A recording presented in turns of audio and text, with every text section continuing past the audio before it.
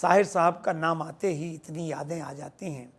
یہ ہمارے منتظمین، یہ اراکین، جن لوگوں نے اتنی نایاب تقریبات جشن ساحر سجائی ہے، چلتے سمے دعائیہ لہجے میں، اس تیور میں خراج عقیدت کے ساتھ ساتھ ضروری ہے کہ اس نایاب بزم کو ایک نعتیہ نظم سے میں اس کا اختتام کرنا چاہوں گا، اور جسے کہنے کے لیے مجھے یہ بہت جگہ بات کہی گئی، 7 سال لگ گئے تھے۔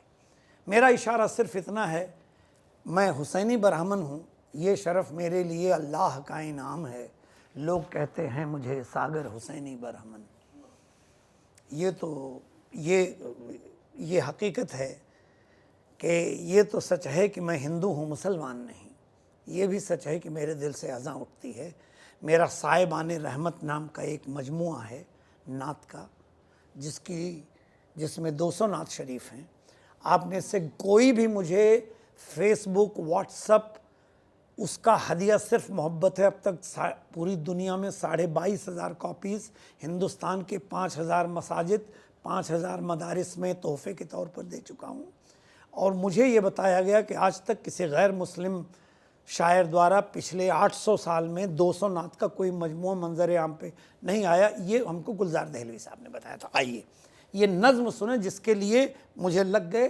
اشارہ اتنا ہے کہ جب حرم شریف اس مقدس دائرے میں جائیں تو آج کے 40 سال قبل، بہت سوال مجھ سے مت پوچھیے گا، میری چوری پکڑی جائے گی، کہ آج کے 40-50 سال قبل جب آپ وہاں جاتے تھے تو 2 مینارہ تھا، صفا مروہ، وہ مقدس دائرہ، صفا مروہ، افق، عرش، خلا، سرکار کا سارا علاقہ اور اللہ کی عبادت، کہیں کوئی بندش نہیں تھی۔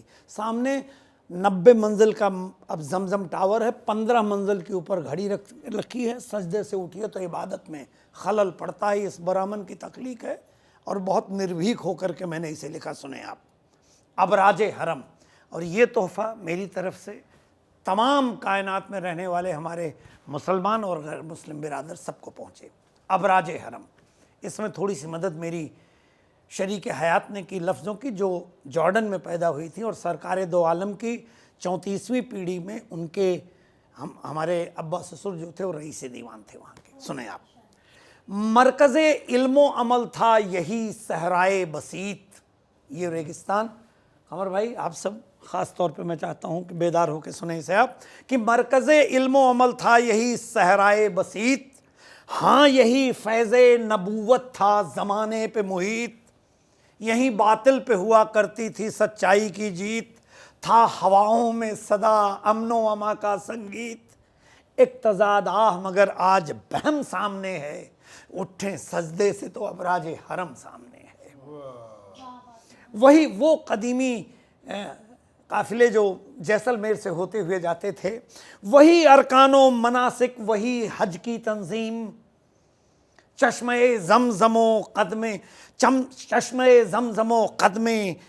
نقشے قدم ابراہیم، اسود و ملتزم و کعبہ کی چوکھٹ، وہی ارکان و مناسک، وہی حج کی تنظیم، چشمہ زمزم و نقش قدم ابراہیم، اسود و ملتزم و سجدہ گہ قوس حتیم، سب وہی ہے پر کہاں سادگی دور قدیم، عہد حاضر کی عمارت کا بھرم سامنے ہے، اٹھے سجدے سے تو ابراج حرم سامنے ہے۔ وہ منظر جو جنت کے برابر تھا، رفعت روح کا مظہر تھے یہ روشن مینار، جو ادا کرتے تھے ایک لامتناہی کردار، جیسے گھلتے ہوئے ہوں انفس و آفاق کے دوار، آج حائل ہے مگر ایک ستم کی دیوار، دل میں ایک کرب ہے اور صورت غم سامنے ہے، اٹھیں سجدے سے تو ابراج حرم سامنے ہے۔ اور میری تخلیق، میری جسارت کی داد دیجئے، یہ میں نے جدہ میں پڑھا ہے کہ ریت میں ایک زر سیال نکل آیا ہے، ریت میں ایک زر سیال نکل آیا ہے، اہل ستوت پہ تکبر کا گھنا سایہ ہے، گنج اب جذب و عقیدت کا فرو مایا ہے۔ حقیقت یہ ہے کہ مجھے اللہ کو منہ دکھانا، میں نے لکھا تھا کہ تاج اور تخت نے ایمان کو دھدلایا ہے، ریت میں ایک زرے سیال نکل آیا ہے، اہل ستوت پہ تکبر کا گھنا سایہ ہے، خواہش دہر نے ایمان کو دھدلایا ہے، گنج اب جذب و عقیدت کا فرم آیا ہے، زینت ڈالروں دیناروں درہم سامنے ہے، اٹھیں سجدے سے تو اب راج حرم سامنے ہے۔ اور اسلام راکھ میں سے نکل کے پوری دنیا کو اس نے منور کیا ہے۔